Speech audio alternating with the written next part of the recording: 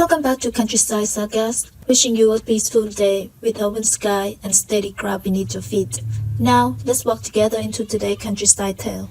They laughed at his 160 acres. 30 years later, they read his notebooks. In 74, a 19-year-old boy walked out of his father's funeral with dirty plates in his hands and two men's laughter in his ears. They said his father died broke. They said the land was worthless. They said the tractor was a joke. He didn't argue. He didn't cry. He just drove 4 miles east on a gravel road and found something hidden under a tractor seat that would silence every single one of them. The coffee was still warm when they buried him.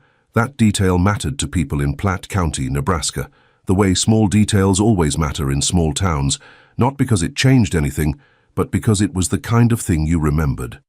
Stay with me until the end. Before we begin, please take a moment to like the video, subscribe to the channel, and comment where you're watching from. Now, let's get into it. Hollis Crane had died on the morning of April 7, 1974, sitting at his kitchen table, boots on, cup in hand, the way a working man dies when his heart decides it has worked enough. His son Curtis found him an hour later. The ambulance came from Columbus. By noon, Hollis Crane was gone, and the 160 acres he'd farmed for 26 years sat quiet under an April sky that didn't care at all.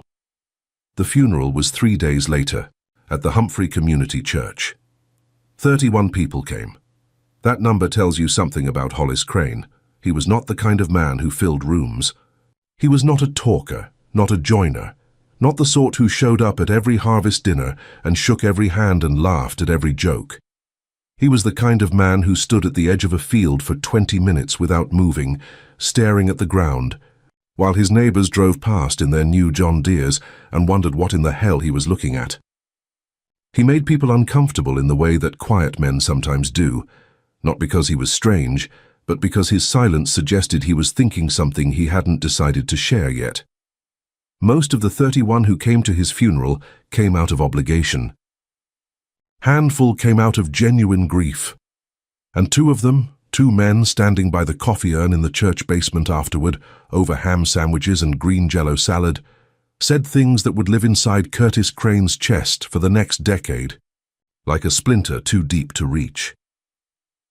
Gerald Hoff was 57 years old and had run the Platte County State Bank for going on 2 decades.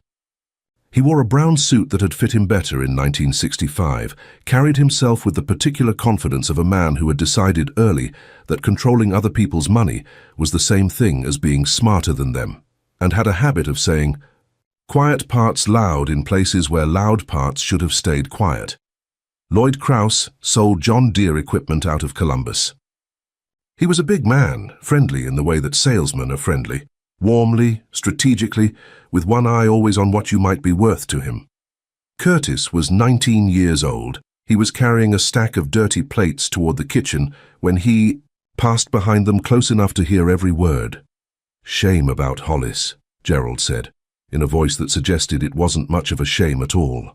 But between us, that 160 wasn't going anywhere with him on it. Soil's mediocre, equipment's antique, man died the way he lived, broke and stubborn on land that wouldn't feed a stray dog. Lloyd nodded slowly. "I tried to sell Hollis 4023. Different times. 3 times he looked at me like I was trying to give him a disease. Said he didn't need it. Said the M was fine." He shook his head. Man was farming with a 1948 Farmall M in 1974. That tells you everything. Curtis Crane stood behind 2 men who had never once broken a sweat on his father's land, never once turned a furrow or pulled a stalk or knelt down in April mud to check a seedling.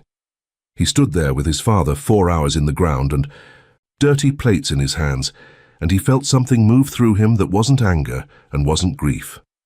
It was something quieter than both. He set the plates down. He walked out the back door of the church. He got into his father's 1966 Ford F100, pulled onto the gravel road, and drove 4 miles east without the radio on. The Crane place looked the way it had always looked, which is to say, it looked like a farm that was working harder than it was showing. The farmhouse was white, or had been white once, needing paint in the way that farmhouses always need paint, as if paint was something that happened to other people's houses. The barn was red, needing new roofing on the north slope. The machine shed had a door that hung crooked on its bottom hinge and had hung that way since 1969 because Hollis Crane had a specific relationship with repairs. He fixed what broke the machine and left alone what merely offended the eye, and sitting in the machine shed, in the shadow and the smell of old grease and diesel and dry hay dust, was the Farmall Emmett was a 1948 tractor. Red, like all Farmalls, though the red had faded towards something closer to the color of old brick. The seat was worn smooth from 26 years of a man sitting in it. The steering wheel was polished not by any product, but by the friction of calloused hands.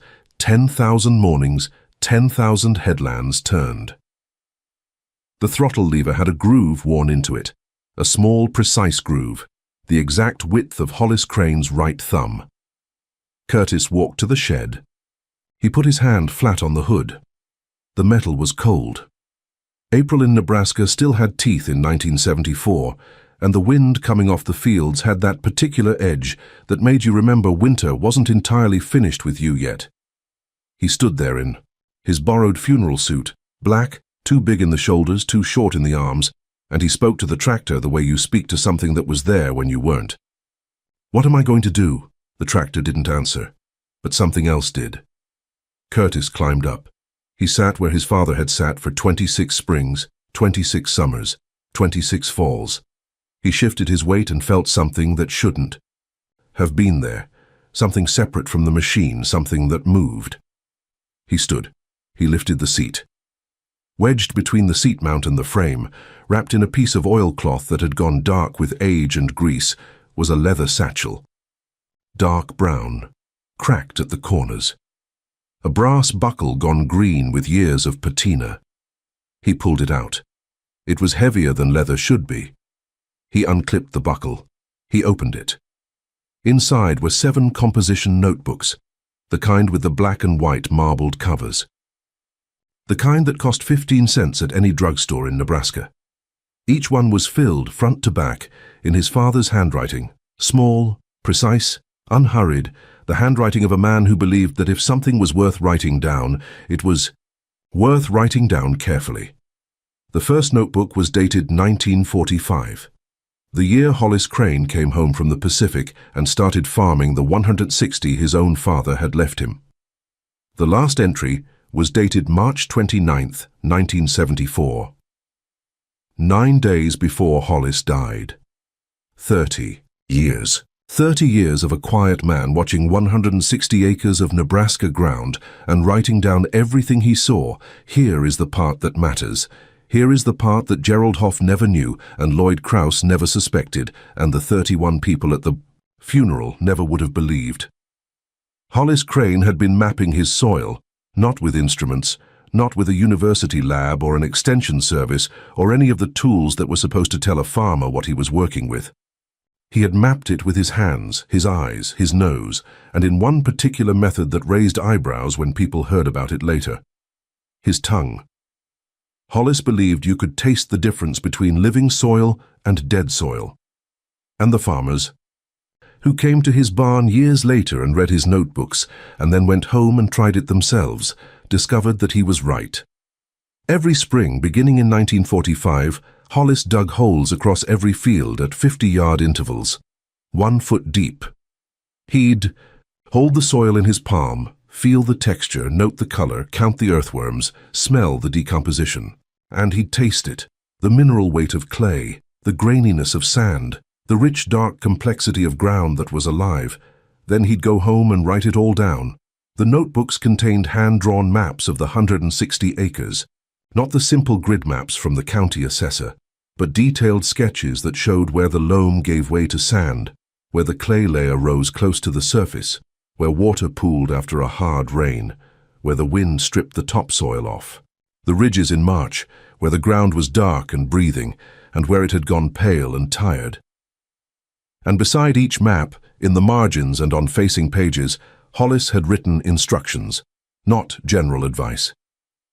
Not the kind of broad recommendations the extension agents handed out in photocopied sheets.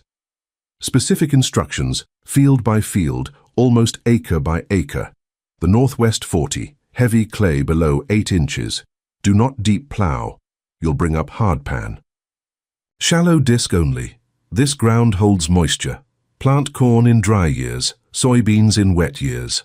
Never 2 years corn in a row. The clay compacts and the roots can't breathe. The Southeast 40, sandy loam, loses nitrogen fast. Must rotate. 2 years red clover, then 1 year corn, then 1 year oats. The clover fixes 80 to 100 pounds of nitrogen per acre, enough for the corn year without buying anhydrous. Spread manure in October, not spring. Spring application on sand runs straight through to the water table. The creek bottom 20. Best soil on the farm. Black, rich, 4% organic matter minimum. Do not touch this ground with chemicals. It is alive. Earthworm count, 18. Per shovel in 1962, 24 per shovel in 1970. This ground is getting better. Plant corns every other year. Let it rest with clover between. This is the ground that feeds the other ground. The West Ridge 30, wind exposed, loses topsoil every March. Plant a windbreak, 3 rows of eastern red cedar on the north side. Until then, leave crop residue standing through winter. Never plow bare. This ground needs armor, page after page after page. 30 years of learning, compressed into instructions so precise that a man who had never farmed could have followed them and grown a crop. The last notebook, the 1974 book, held something different on its 3rd page. Dated January 12th. The handwriting slightly shakier than the earlier books, as though the hand that wrote it sensed without being told that it was running low on time. It wasn't about soil. Curtis is 19. He knows the work. He doesn't yet know the land. There's a difference. A man can work ground his whole life and never understand it. I want him to understand it, but I can't teach it by talking. Words go in one ear and out the other at his age. He has to find it himself, the way I did. One hole at a time, one handful at a time, one season at a time. So I'm leaving the notebooks where he'll find them when he needs them. Under the seat. He'll sit in that seat someday when I'm gone, and he'll feel the weight of what I left him. Not the land, the knowledge. The land is just dirt without the knowledge.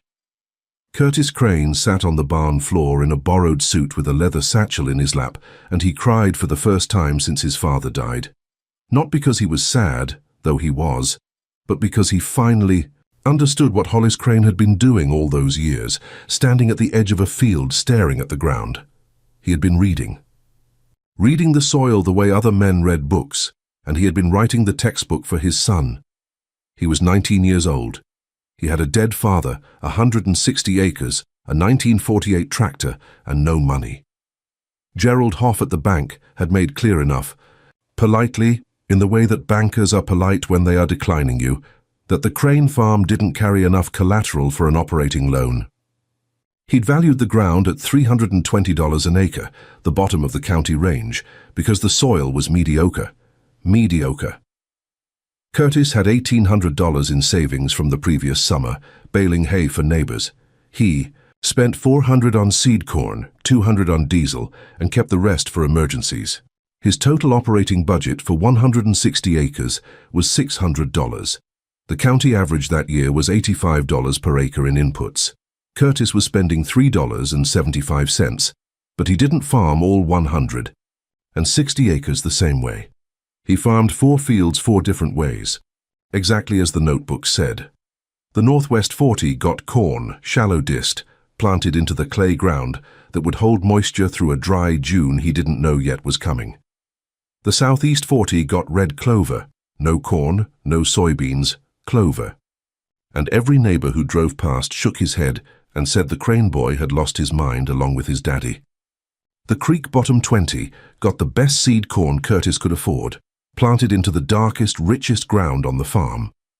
The West Ridge 30 got oats, with standing stubble left from the previous winter, exactly as the notebook prescribed. The first year was rough, the way first years always are. But the creek bottom corn yielded 121 bushels per acre when the county average was 104. And the numbers, even on a rough year, worked because his costs were almost nothing. Year 2, the clover kept fixing nitrogen. Year 3, Curtis plowed the southeast 40 under and planted corn into soil that hadn't seen $1 of purchased fertilizer and didn't need one. The yield was 138 bushels per acre. County average that year was 108. Curtis's net per acre was $325. The county average farmer, spending $85 per acre in inputs, netted $174. He was 22 years old, farming ground everyone called worthless, with a tractor everyone called junk, and he was out-earning his neighbors by nearly double. You know what happened next if you were alive in rural America in 1980? Paul Volcker raised interest rates. The prime rate hit 21.5% by 1981. The grain embargo against the Soviet Union collapsed the export market. Corn fell from $3.50 to $2.20 a bushel. Nebraska farmland that had been selling for $1,000 an acre started falling and didn't stop until it hit $300 in some counties. Between 1980 and 1988, more than 300,000 American farms were lost. More than 1,600 banks failed. Nebraska was hit as hard as any state in the country. In Platte County, 14 farms went to auction between 1981 and 1986. Every single one of them had been financed through Gerald Hoff's Bank, or the Federal Land Bank of Omaha. Every single one had been farmed with new equipment, high inputs, and borrowed money. Gerald Hoff stopped sleeping in 1983. His farm loan portfolio, the loans he'd written in the boom years when land was $800 an acre and interest was 9%, was collapsing beneath him. Borrowers couldn't pay. Land was worth half what he'd lent against. He started sending foreclosure notices, then acceleration letters. Lloyd Krause's dealership was dying from the other direction. New tractor sales dropped from 20 units a year to 3, then to 0. His showroom filled with repossessions he couldn't move, and the floor plan interest on unsold inventory was burying him. By 1984, he'd laid off everyone except his bookkeeper. Curtis Crane was having the best decade of his farming life. Not because prices were good, they were terrible. Not because farming was easy, it was harder than it had ever been. But because Curtis had 3 things that nobody else in Platte County had: 0 debt, the lowest cost structure in the county, and 7 notebooks that told him exactly how to farm every acre for maximum yield with minimum input. When corn dropped to $2.20 a bushel, Curtis's numbers still worked. His costs were $8 to $12 per acre depending on the field. His yields, because he had spent 6 years following the rotation, building organic matter, fixing nitrogen with clover, matching crops to soil, were 15 to 25 bushels above the county average. At $2.20 corn, Curtis Crane netted $180 per acre, while his neighbors were losing money on every bushel they sold. He didn't expand during the boom. He didn't borrow during the bubble. He didn't buy a new tractor or a new truck or anything his father wouldn't have bought. He drove the Farmall M. He drove the F-100. He wore the same Carhartt jacket until it wore through at the elbows, and then he bought another one exactly like it, and every month he put money in a savings account at a bank in Columbus, not Gerald Hoff's bank. Curtis had decided the day of his father's funeral that Gerald Hoff would never handle Crane money. By 1985, Curtis Crane had $94,000 in cash savings on 160 acres, with 1 tractor. Into the middle of the worst farm crisis since the Great Depression. Gerald Hoff's bank failed on a Tuesday morning in March of 1986.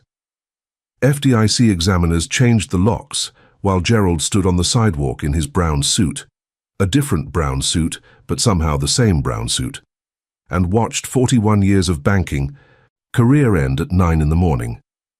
The bank's assets, including 7 foreclosed farms, went to the FDIC for liquidation. Curtis heard about it at the co-op. He didn't say anything to anyone. He drove home, sat at the same kitchen table where his father had died, and opened the 7th notebook. He read the note about himself one more time. The land is just dirt without the knowledge. Then he drove to Columbus and withdrew $62,000 in cashier's checks. The FDIC liquidation auction was held in April of 1986. Curtis stood in the back in his Carhartt jacket and his work boots with his own notebook in his pocket, 3 years into what would become his own 30-year record, and he bought 2 parcels. The first was 80 acres adjacent to his home farm, the former Reinhardt place, which Gerald's Bank had foreclosed in 1984. Good alluvial ground from the old Platte River floodplain, $340 an acre, $27,200. The second was 120 acres 2 miles south, another foreclosure, mixed soil, clay, sand, some good loam, $290 an acre, $34,800. Total, $62,000. Cash, no loan. Curtis Crane now farmed 360 acres. He owed nothing to anyone. He owned 1 Farmall M, 1 F100, and 7 notebooks in a leather satchel. He spent the first full season walking every foot of the 200 new acres, digging holes at 50-yard intervals, feeling the soil, tasting it, smelling it, writing everything down in his own marbled composition book from the drugstore that still cost 15 cents. He found that the Reinhardt 80 had been planted corn on corn for 8 consecutive years. The organic matter was 1.4%, grey, compacted, lifeless ground, no earthworms. The soil, in the language of his father's notebooks, was tired. He put the entire 80 acres into red clover. No cash crop. No income from those acres for 2 full years. People at the co-op said he'd lost his mind. Curtis Crane just bought 80 acres of decent ground and planted it to pasture. That boy is going to lose everything his daddy left him. But Curtis had the notebooks, and the notebooks had always said the same thing: clover first, then corn. Build the soil, then harvest it. You cannot take from ground what you haven't put in.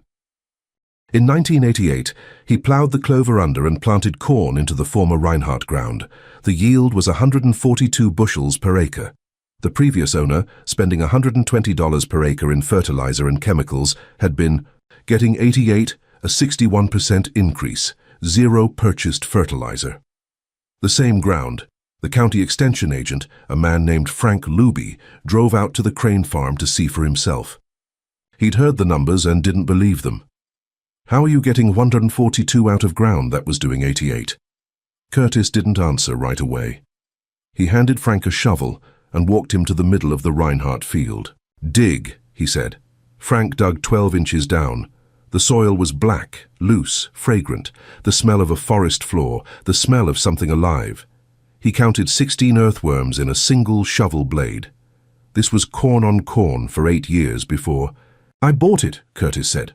The man who farmed it was spending $120 an acre and getting 88 bushels. I spent nothing on fertilizer and got 142. You want to know why?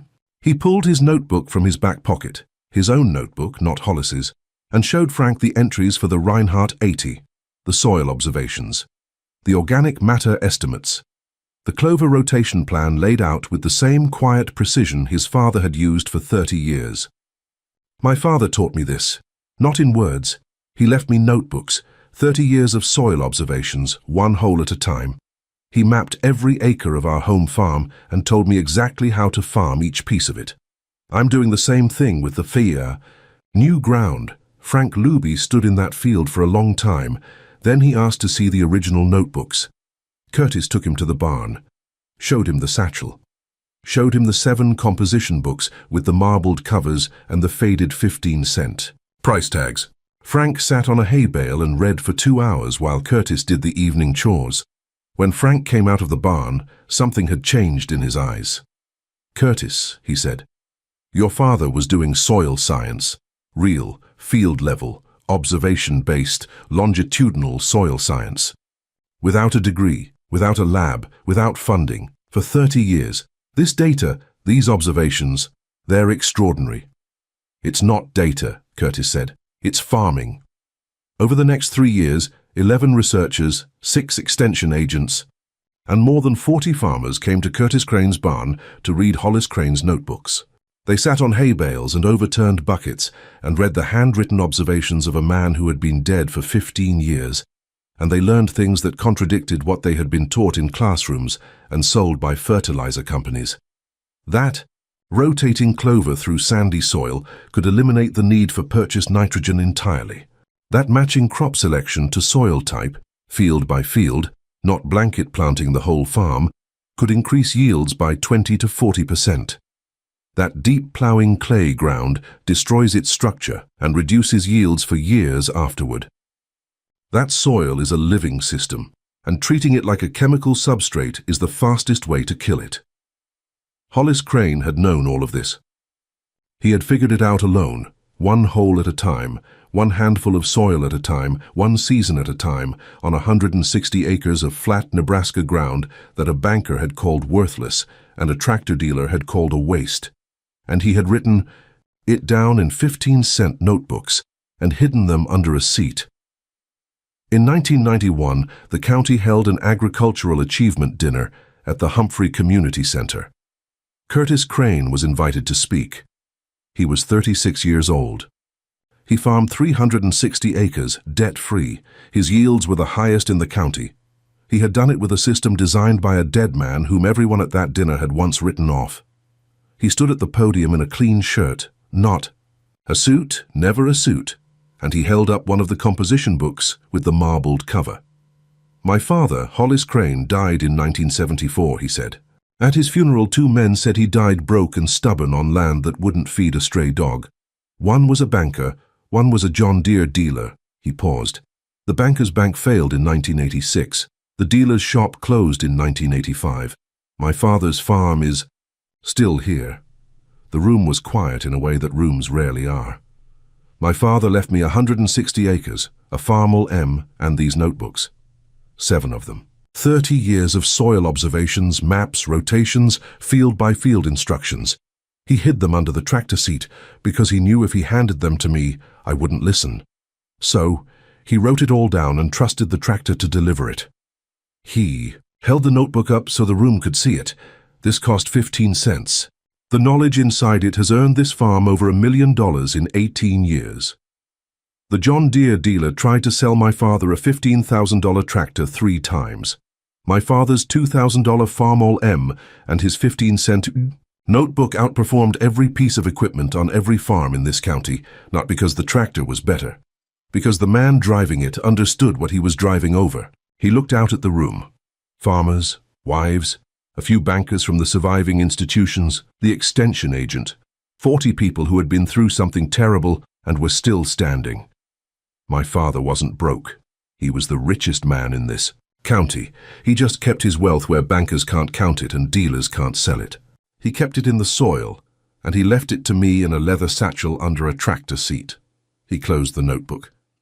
If your father left you something, a way of doing things, a warning about debt, a piece of knowledge about the land, don't laugh at it. Don't trade it for a bigger loan and a bigger tractor. Write it down. Put it somewhere safe. Pass it on. Every person in that room stood up. Some of them were crying, because half of them had known Hollis Crane, and half of them had thought exactly what Gerald Hoff said over ham sandwiches in that church basement, and now they knew what it had cost them to think that way, and what it had given Curtis Crane to think differently. Curtis Crane farmed until 2011.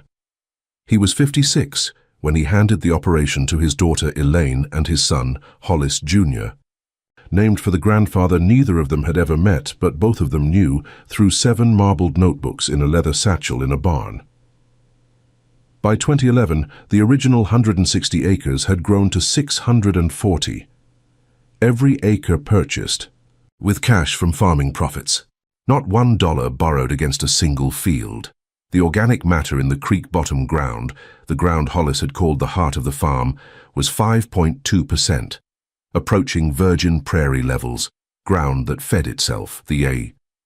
Farmall M was still on the property. Curtis had parked it in the barn in 2003 when the hydraulic pump finally failed after 55 years of service. He refused to scrap it. That tractor carried my father's notebooks for 26 years, he said. It's earned its rest. The satchel sits on a shelf in the barn. The 7 notebooks are inside it, wrapped in the same oilcloth Hollis wrapped them in sometime before March 29, 1974. Elaine started her own notebook in 2012. Hollis Jr. started his in 2013.